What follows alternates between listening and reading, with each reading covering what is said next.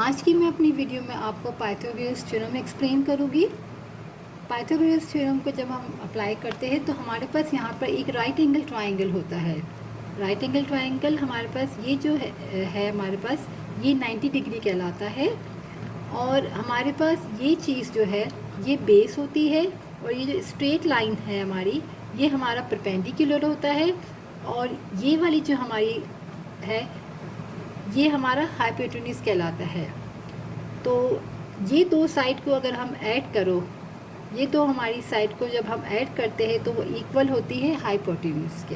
हमारे पास जो फॉर्मूला है फॉर एग्ज़ाम्पल मैं आपको यहाँ एक्सप्लेन करती हूँ कि फॉर एग्ज़ाम्पल कि हमारे पास यहाँ बेस है, यहाँ परपेंडिकुलर है और ये हाइपोटेन्यूज। तो राइट एंगल ट्राइंगल अगर हमें देखना है कि ये राइट एंगल ट्राइंगल है कि नहीं है, तो अगर हमारे पास जो फॉर्मूला है वो होता है H square is equal to B square plus P square, यानी हाइपोटेन्यूज का स्क्वायर इक्वल होता है B square plus P square. जो मैं आपको यहाँ एक्सप्लेन करी थी कि ये दो साइड को अगर हम ऐड करो तो वो इक्वल होती है इस साइड के, क्योंकि ये सबसे बड़ी साइड होती है। हाइपोटेन्यूज हमारी सबसे बड़ी साइड है। बेस और परपेंडिकुलर को जब हम ऐड करते हैं तो वो इक्वल आती है अगर हाइपोटेन्यूज के, तो वो हमारा राइट एंगल ट्राइंगल कहलाता है। तो यहाँ अगर हमारे पास तीन वैल्यूज़ है, फॉर एग्जांपल जैसे मेरे पास ए की वैल्यू 5 है, बी की 12 है और सी की 13। अब मुझे नहीं पता इसमें बेस क्या है, परपेंडिकुलर क्या है और हाइपोटेन्यूज क्या है। तो अगर हम देखेंगे तो मैंने जैसे आपको बताया कि हाइपोटेन्यूज हमारी सबसे बड़ी साइड होती है। तो यहाँ अगर तीनों में से हम वैल्यूज़ देखें तो 13, ये 5 है, ये 12 है, ये 13 है। तो 13 जो है वो हमारा सबसे बड़ा नंबर है। तो हम क्या करेंगे, लिखेंगे 13 का स्क्वायर हाइपोटेन्यूज के साथ। और बेस में अगर हम ले लें, जैसे ये बेस है, ये परपेंडिकुलर है, तो ये हमारा बेस है, ये परपेंडिकुलर है। तो जो बेस है वो कितना है 5 का स्क्वायर और परपेंडिकुलर जो है हमारे पास 12 का स्क्वायर है। तो 13 को अगर मैं 13 से करूँ क्योंकि स्क्वायर है, तो 13 से हो जाएगा 169 इक्वल है 5 5 सा 25 और 12 12 सा 144। तो 169 और 25 और 144 को मैं ऐड करूँगी तो ये मेरा क्या हो जाएगा 169। इसका मतलब जैसे ये क्वेश्चन अगर आपको देते हैं कि अगर आपको फाइंड करना है कि ये राइट एंगल ट्राइंगल है कि नहीं है, येस और नो, तो हम किस तरह फाइंड करेंगे कि H square is equal to B square plus P square. सबसे बड़ा नंबर जो होगा वो हमारा हाइपोटेन्यूज कहलाएगा। तो हमने यहाँ लिखा क्योंकि सबसे बड़ी साइड हमारी हाइपोटेन्यूज होती है बेस और परपेंडिकुलर को मिलाने से। ये हमारा फार्मूला है H square is equal to B square plus P square. हमने वैल्यूज़ फाइंड पुट कर दी और जब हमने यहाँ पर इसका स्क्वायर करके इसको ऐड किया तो यहाँ पर भी 169 आया। तो यानी दोनों हमारे जो है इक्वल आ गया। इसका मतलब ये वाला जो हमने क्वेश्चन सॉल्व किया ये हमारा राइट एंगल ट्राइंगल है। ठीक है, तो जब हम पाइथागोरस थ्योरम के क्वेश्चन सॉल्व करेंगे तो कुछ हमारे पास, जैसे कि इस क्वेश्चन में हमारे पास दिया हुआ है कि बेस हमें x दे दिया है और हाइपोटेन्यूज हमें 10 दे दिया है और परपेंडिकुलर हमारे पास 6 है। फिगर से हमें पता चल रहा है, ठीक है, क्योंकि ये यहाँ पर 90 डिग्री है। तो जहाँ 90 डिग्री होता है वहाँ एक ही बेस होता है और एक हमारा परपेंडिकुलर होता है। तो फाइंड क्या करना है, अननोन। अननोन हमारे पास क्या है, x है, यानी कि हमें बेस फाइंड करना है, राइट। तो हम क्या करेंगे, अपना पाइथागोरस थ्योरम अप्लाई कर देंगे। यहाँ पर H square is equal to B square plus P square. यहाँ हम वैल्यूज़ पुट कर दें तो एच हमारे पास क्या है 10 है, 10 का स्क्वायर। बेस में हमारे पास क्या है एक्स का स्क्वायर प्लस पी क्या है 6 का स्क्वायर। 10 10 सा हो जाएगा 100, एक्स एक्स तो एक्स स्क्वायर, 6 6 सा 36। अब एक्स फाइंड करना है तो 36 को हम वहाँ शिफ्ट कर देंगे तो वहाँ जाके नेगेटिव साइन हो जाएगी, यहाँ प्लस थी। तो अब जब 100 में से 36 को माइनस करोगे तो 64 आ जाएगा एक्स स्क्वायर। अब मुझे एक्स की वैल्यू फाइंड करनी है तो स्क्वायर हटाने के लिए हम क्या करते हैं, रूट बोथ साइड। यहाँ भी रूट लगा दिया हमने, यहाँ भी। तो ये स्क्वायर से स्क्वायर रूट कैंसिल हो गया, यहाँ आ गया एक्स। और यहाँ 64 का जब हम स्क्वायर रूट निकालेंगे तो आ जाएगा 8, क्योंकि 8 8 सा 64।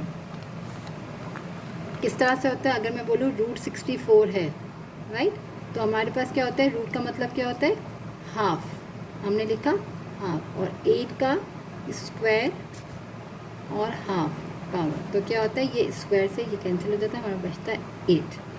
और हम डायरेक्ट भी हमें जैसे कि हम करते हैं कि प्रोफेसर अगर हमें याद है तो हम डायरेक्ट भी इसको फाइंड कर सकते हैं कि 8 8 64, 9 9 81, 10 टाइम्स 100, तो अगर हमने स्क्वायर रूट हमें याद है तो हम डायरेक्ट भी 8 का 64 का हम 8 लिख सकते हैं, राइट। तो यहाँ हमारा आंसर आ गया है, एक्स की वैल्यू कितनी आ गई 8, यानी कि हमारा बेस आ गया है 8 सेंटीमीटर, क्योंकि क्वेश्चन में हमारे पास सेंटीमीटर है।